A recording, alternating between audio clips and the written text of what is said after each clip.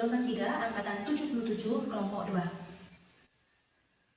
Dalam video ini saya melakukan wawancara dengan tokoh masyarakat, yaitu Bapak Anton, yang menurut saya beliau merupakan sosok yang sangat inspiratif. Assalamualaikum Bapak Anton, terima kasih atas waktunya. Saya diberikan kesempatan untuk berbicara langsung dengan panjenengan. Bagi saya, Bapak merupakan sosok yang sangat inspiratif. Mohon izin ada beberapa hal yang ingin saya sampaikan. Apa Bapak bersedia? Ya, silakan. Yang pertama, bisakah Bapak menceritakan sedikit tentang arti sebuah keluarga? Kalau menurut saya, keluarga itu dari segi sederhana terdiri dari kepala keluarga dan tentunya ada anggota keluarga, di mana mereka saling mempunyai peran tersendiri sebagai keluarga, kepala keluarga atau sebagai anggota keluarga di situ, di mana mereka saling menjaga, memberi kenyamanan dan memberikan rasa cinta kasih dalam hal kehidupan. Apakah Bapak bisa menceritakan sedikit tentang pengalaman keluarga dalam kehidupan bermasyarakat, Bapak? Kalau di keluarga saya, jadi dalam bermasyarakat, mereka itu lebih untuk mengutamakan pertama pergaulan, menjaga pergaulan, terus komunikasi antar warga, jangan sampai menyakiti orang lain. Karena apa? Kadang dalam kita berucap, kadang kita tidak merasa bersalah, sedangkan manusia kan tidak luput dari kesalahan. Jadi untuk harus mau memaafkan. Seperti dalam kehidupan sekarang, dalam masa pandemi ini, anak-anak proses untuk pembelajaran kan tidak bisa tatap muka, jadi melalui proses yaitu program daring dari pemerintah. Nah, dari program ini kadang saya sebagai kepala keluarga kadang untuk waktu mendidik anak kadang juga berkurang. Terus dari istri juga mempunyai kegiatan untuk usaha kecil-kecil, sehingga dalam pendidikan anak kadang kita itu sering ada cekcok, tapi jangan sampai dijadikan permasalahan yang terlalu berlebihan. Jadi kita harus saling menghormati pendapat anak, istri, biar tidak saling terjadi permasalahan yang lebih dalam. Oke. Seperti itu. Iya Pak, selanjutnya bagaimana cara Bapak memberikan edukasi dalam keluarga Bapak? Untuk masalah edukasi, terutama saya sebagai kepala keluarga, jadi kita harus mampu bersikap seadil-adilnya, terutama terhadap anak dan istri. Istri pun juga harus begitu, harus tidak boleh membedakan antara anak yang satu dengan yang lain, biar tidak ada perselisihan. Kemudian kita semua dalam keluarga harus saling berkomunikasi, jadi biar misalkan ada sebuah permasalahan, jadi harus kita omongkan biar kita tahu penyelesaiannya gimana, jangan sampai dipendam sendiri seperti itu. Iya.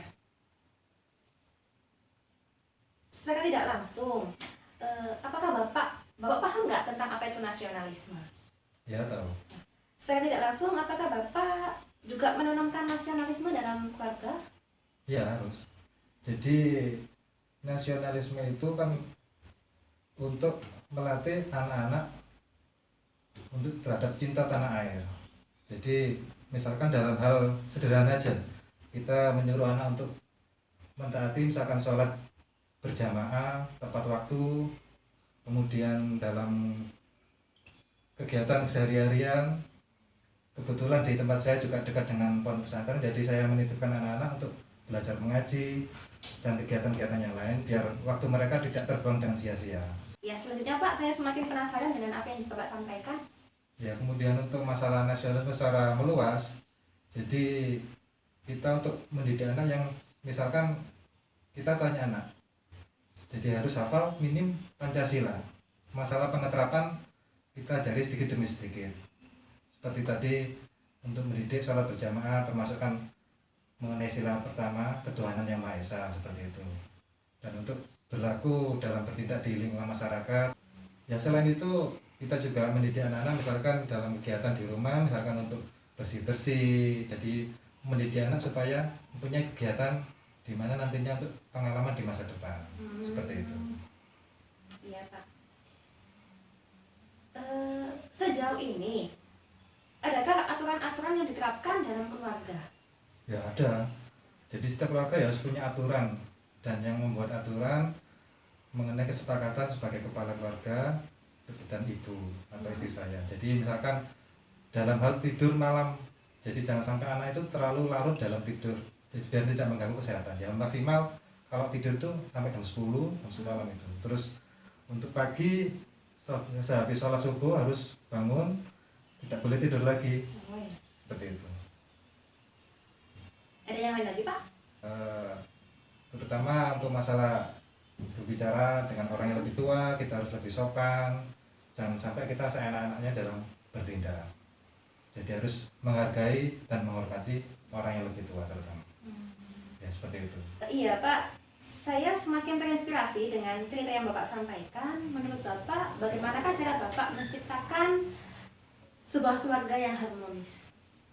Untuk sebuah keluarga yang harmonis, kalau memang dilihat kadang sederhana. Misalkan aja, contohnya kita harus sering-sering untuk ngumpul, berkomunikasi. Contoh dalam masalah sarapan pagi, kita usahakan untuk makan bersama. Jadi biar kita ada komunikasi, kadang ada pendapat seorang anak seperti ini, seperti itu. Jadi biar kita tahu keluhannya kayak apa gitu. Terus kadang dari istri juga kadang keluhan masalah entah belanjanya kurang atau uang sakunya anak-anak yang minta seperti ini, seperti itu.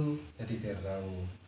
Kemudian juga bisa tukar pendapat kalau ada permasalahan anak di luar, jadi biar kita tahu. Dan kalau memang untuk kegiatan di luar, misalkan kita ada rezeki sedikit, kita ajak mereka untuk keluar untuk menikmati keindahan alam. Jadi biar kita sering-sering berkumpul seperti itu. Iya, Pak. Ini pertanyaan yang terakhir. Apakah Bapak juga menerapkan yang namanya pendidikan anti korupsi dalam keluarga? Kalau korupsi itu intinya kan mengenai kejujuran. Jadi dari sejak dini anak itu kita didik untuk bersikap jujur. Misalkan waktu sholat kita tanya benar-benar sholat apa cuma diam saja, jadi kita harus jujur.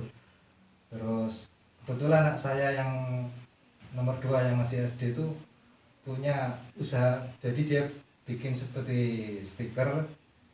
Dia kalau ada orang beli kembalian berapa harus sesuai dengan nominalnya itu. Jadi biar nggak sampai orangnya nggak ngerti, kasih kembalian seenaknya saja. Jadi pokoknya masalah keuangan harus benar-benar jujur. Terus dalam hal bertindak jangan sampai berbohong terhadap orang tua. Seperti itu. Mungkin ada yang lain? Selain menerapkan kejujuran, ada lagi ya, Pak? Ya ada. Misalkan disiplinan. Disiplin itu penting dalam segala hal apapun. Misalkan dalam, terutama contoh yang paling sederhana, bangun tidur.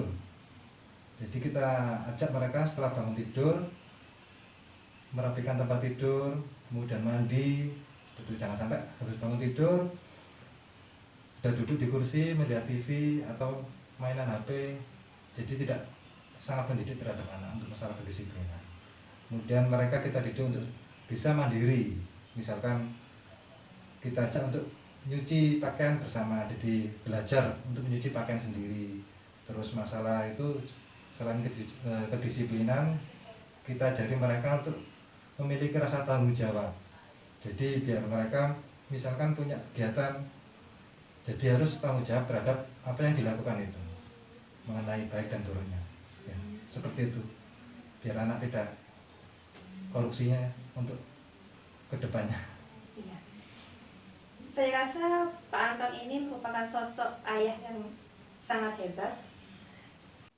Saya rasa cukup wawancara yang saya sampaikan. Mohon maaf apabila ada salah kata yang saya sampaikan yang menyakiti hati Bapak atau kurang sopannya saya. Saya akhiri. Wassalamualaikum warahmatullahi wabarakatuh. Wawancara video tersebut dapat saya ulas dalam perspektif nilai-nilai dasar ASN, yaitu aneka. Yang pertama adalah akuntabilitas. Meskipun Bapak Anton ini sesosok ayah yang sangat sibuk bekerja, namun beliau masih bertanggung jawab untuk mendidik anak-anaknya, yaitu menemani anak-anak untuk belajar. Yang kedua, beliau ini sangat konsisten, yaitu bisa dibuktikan dengan ada beberapa aturan yang diterapkan dalam keluarga, terutama dalam bentuk sholat 5 waktu. Yang kedua, dalam hal nasionalisme, Bapak Anton memang tidak bisa menjelaskan secara mendalam arti tentang nasionalisme, namun beliau bisa membuktikan atau menerapkannya dalam kehidupan sehari-hari. Salah satunya penerapan sila pertama Pancasila. Beliau sangat menekankan tentang sholat 5 waktu. Jadi anak-anak beliau ini diwajibkan untuk tepat waktu dalam melaksanakan sholat. Yang kedua, untuk kegiatan diniyah, anak-anak dimasukkan ke dalam pondok pesantren.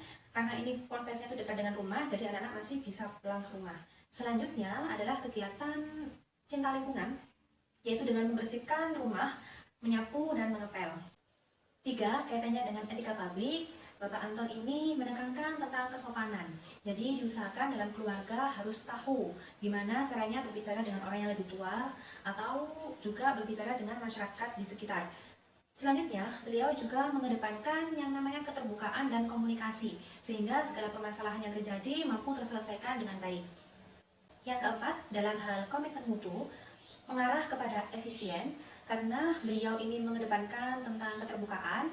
Jadi salah satu hal yang dia lakukan atau beliau lakukan adalah dengan seringnya berkumpul atau bermusyawarah dengan keluarga. Meskipun dalam kondisi makan bersama ataupun bercengkrama dengan hal yang lain. Disitulah mampu menimbulkan adanya saling bertukar pendapat dan juga sharing. Sehingga kita bisa atau Bapak Anton ini bisa memanfaatkan waktu sebaik mungkin tanpa menimbulkan keborosan waktu. Kelima, penanaman anti korupsi ini secara tidak langsung sudah diterapkan oleh Bapak Anton. Yang pertama yaitu kejujuran. Beliau selalu mengedepankan perbuatan baik atau tidak harus disampaikan secara jujur. Jangan sampai nanti menimbulkan sebuah kekecewaan pada orang lain. Yang kedua adalah kemandirian. Mandiri itu sangat penting sekali. Saya sangat salut dengan anak Bapak Anton ini. Yang pertama, meskipun anak tersebut masih sekolah dasar, tapi sudah memiliki kreativitas yang tinggi, yaitu dengan cara menjual stiker yang sudah dia buat sendiri. Hasil jualan tersebut akan dia tabung.